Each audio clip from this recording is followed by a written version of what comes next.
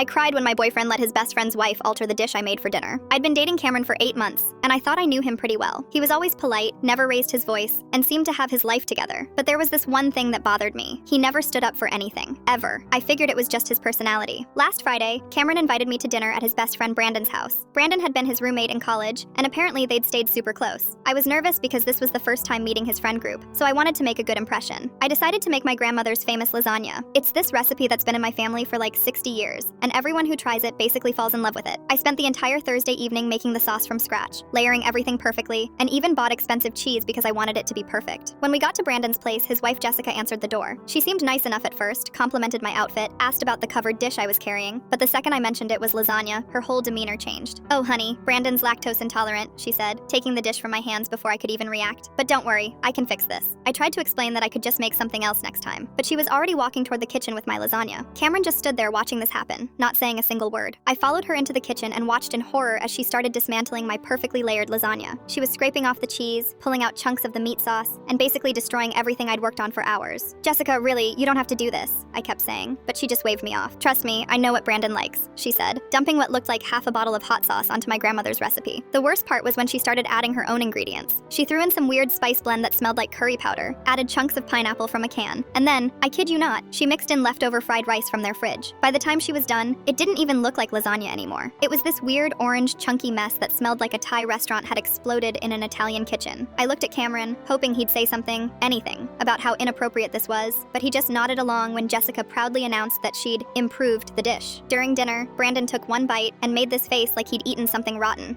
What's in this?" he asked. Jessica beamed and started listing all the changes she'd made. "Oh, and by the way," she added, looking at me, "Brandon's not actually lactose intolerant. I just thought your version looked a little bland." That's when I lost it. Not in a screaming way, but tears just started pouring down my face. I excused myself to the bathroom and cried for like 10 minutes. This wasn't just about the lasagna. It was about watching my boyfriend let someone completely disrespect me and act like it was totally normal. When I came back out, everyone was acting like nothing had happened. Cameron tried to hold my hand under the table, but I pulled away. We left pretty soon after that. In the car, I finally asked him why he didn't say anything. His response was, "Jessica was just trying to be helpful. You're being too sensitive." That's when I realized Cameron wasn't just non-confrontational. He was a coward who would throw me under the bus to avoid any uncomfortable situation. I broke up with him the next morning.